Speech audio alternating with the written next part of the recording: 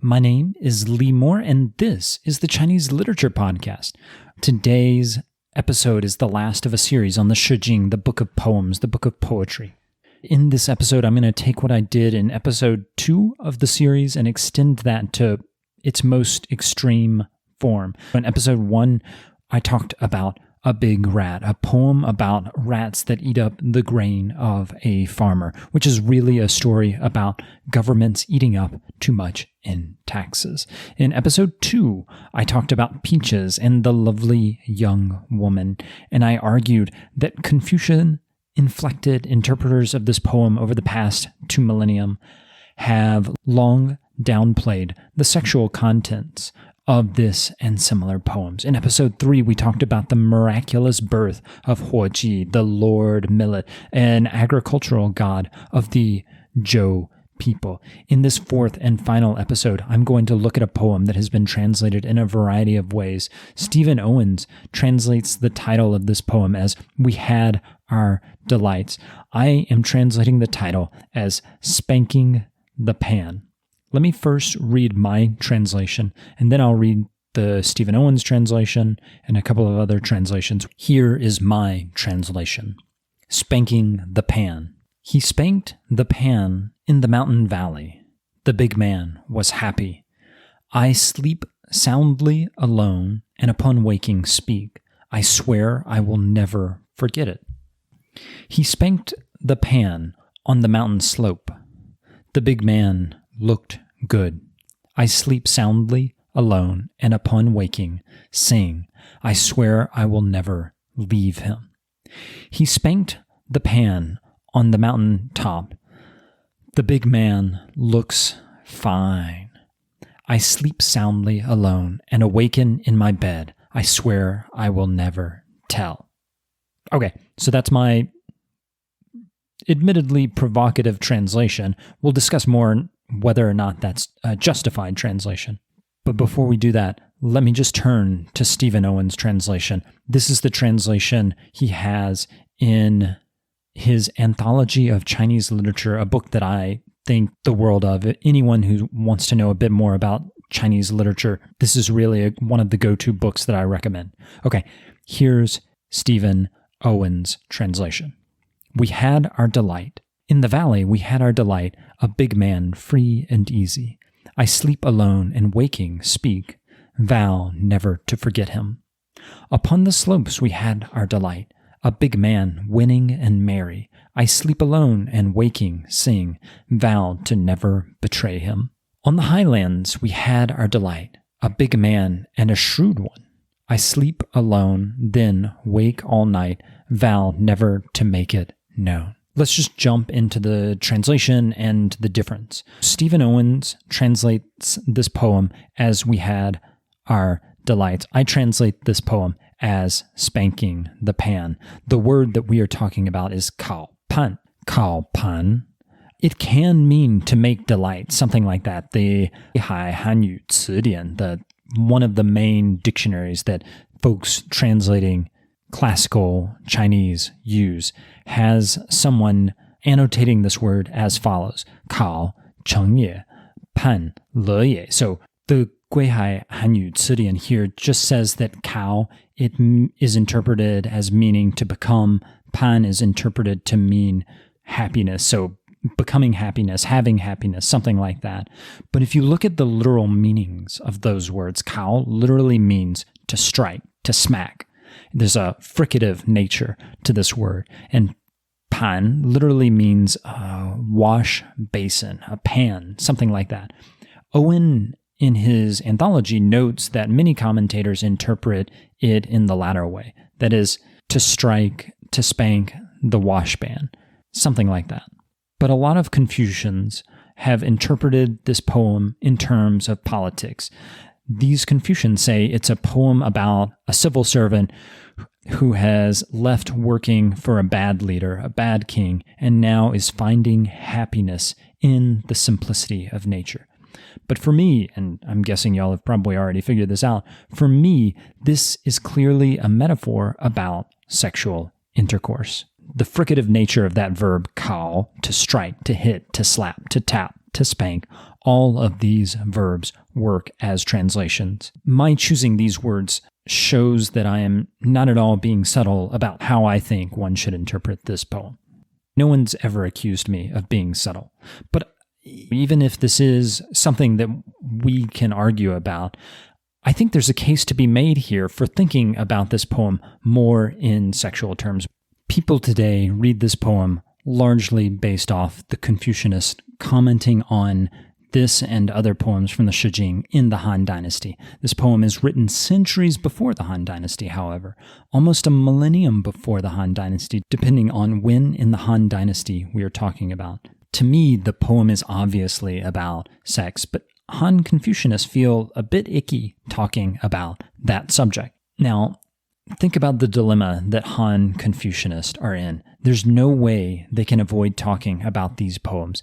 The Shijing is the oldest collection of lyric poetry still extant in China, and it's one of the oldest collections of lyric poetry still extant in the world today. For Han Confucianists, that antiquity means that these poems deserve their respect, deserve their reverence. But somewhere along the lines, they say, we don't want to talk about the topic that they are obviously about, but we still have to talk about these poems. So how are we going to do it? What they do is they say that they are not at all about sex, and then they come up with this other means of interpreting the poems. Stephen Owen, when he translates this poem, he notes that these poems are hard to interpret. Owens is an amazing scholar, and he does a great job of noting the older interpretation of this word, that is, to strike the water basin. He also notes that Zhu Xi, one of the greatest scholars in Chinese literature, he's from the Southern Song, so we're talking about 900 years before today. Zhu Xi takes this word to mean ambling around, that is, kaopan. Part of the problem with all of this is there's just so much we don't know about these words. It's so easy to have this debate because these poems are almost 3,000 years old. Looking at these poems, me personally, I feel like spank the pan is the obvious translation. The word here that I translated as big man, that can be both a morally big person, but also just large in size. We see a clear sexual connotation, I think, in some other parts of this poem. It just makes sense to me to interpret this in terms of sexuality. That, combined with other things going on in the poem, the fact that we're discussing sleeping alone, that the poet promises never to tell what happened, it just gives me feeling that everything in this poem is pointing towards sexual nature. But Stephen Owen is certainly not out of line in interpreting these poems in a way that moves them away from sexuality. Just to give y'all another taste of how my interpretation of this poem is often ignored, I want to translate Baidu's translation of this poem. So Baidu Baike is a great resource for those of y'all interested in trying to understand classical Chinese poetry, because one of the things they do is for many famous Chinese poems, they offer modern translations of the poem. So if you're trying to figure out what the poem actually means, you can go and look and say, well, someone writing for Baidu wrote, this is what this means. And you obviously can't take that without thinking about it, but Baidu Baike oftentimes acts as a good guide for anyone wanting to do poetry translation. And Baidu Baike translated this poem from the ancient Chinese to the modern Chinese, and I translated their translation. Here it is. So this is my translation of Baidu's translation of this poem. One built a cabin in the mountain valley. The great man lives in the breadth of heaven and earth. One sleeps alone, one wakes alone. Alone one speaks. Forever one will remember this happiness, but never be able to explain it in words. One built a cabin on the mountain slopes. The great man lives here in his cozy nest. One sleeps alone, one wakes alone. Alone one sings. Never will one leave this mountainside. One built a cabin on the mountain plateau. The great man lingers here. One sleeps alone, one wakes alone. One sleeps alone. In this is the happiness that cannot be put into words. A couple of things. First, this translation is so different from my translation, but also Stephen Owen's translation, that it just shows you how much flexibility there is in interpreting these poems. Second, like the original poem, this translation does not have a subject in a lot of places. So Owen, when he translates this poem, he translates it as "we had our delights in the valley." I translated it as "he spanked the pan in the mountain valley."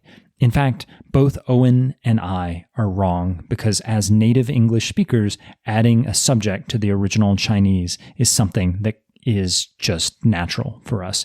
The original Chinese does not have a subject, and modern Mandarin can oftentimes do without a subject, even where in English you almost have to have a subject. It sounds weird if you don't have a subject for your sentences. So in that way, I think this translation by Baidu Baike is in some way better, more authentic. When I translated it, I had to translate a subject into my Baidu translation, so I just translated that as one, but that's an empty subject. But this Baike translation also has some real problems. I have no idea where they are getting this talk about building a cabin. I did not see that anywhere in the commentaries. Maybe it's somewhere there, but that is not what I have seen. That is just them completely pulling that out of their patootie. So where does all this leave us?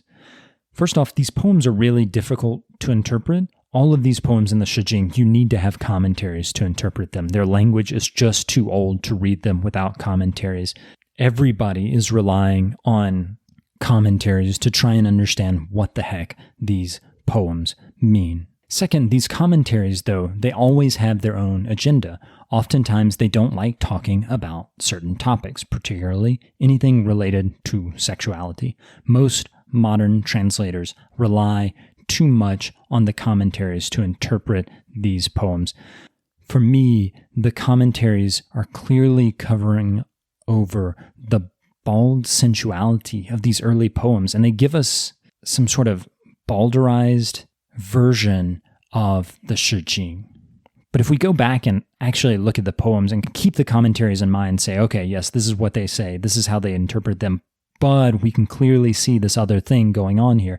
If we keep that in mind, we look back and we get a very different understanding of early Chinese Zhou Dynasty society. The Zhou Dynasty society we see in these early poems is not the prim and proper world of the cleaned up one that Confucius would have us imagining.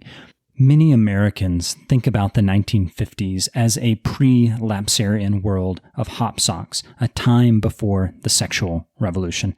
That is largely nonsense. The 1950s were not perfect, they were not clean, they were actually quite dirty in American history. I think a similar dynamic is going on when we have these Han Dynasty commentators imagining the world and the poetry of the Zhou Dynasty. They are projecting their own pre-lapsarian version of Chinese history onto the Zhou Dynasty. They're saying this was the time when things were perfect. They're idealizing it, but as they idealize the Zhou, they're also imagining out the things that they did not want to see. All right, that is about all I have. This is the end of my discussion of the Shijing. The series is done, but since I discussed Lord Millet in the last episode, I'm going to do a podcast on Lord Millet's Sima Qian in the Shiji. It's interesting how different Sima Qian's version of Lord Millet is from the poem that we did 2 weeks ago. I'm also hoping to have some guests on the podcast coming up, and then I will hopefully turn to more modern works. Actually, I will definitely turn to more modern works because there's pretty much nothing more ancient than the works of the Shijing.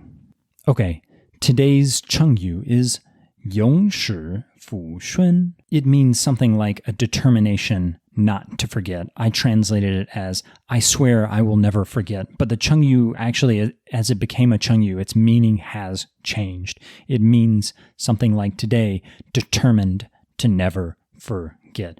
The Chengyu comes from today's poem. Lots of the lines in the Shijing became Chengyu. The Shijing, the poetry is usually in 4-character lines, and the thing is quoted so much during the Han Dynasty that it turned a lot of lines from the Shijing into Chengyus. All right, this is as good of a place to end it as any.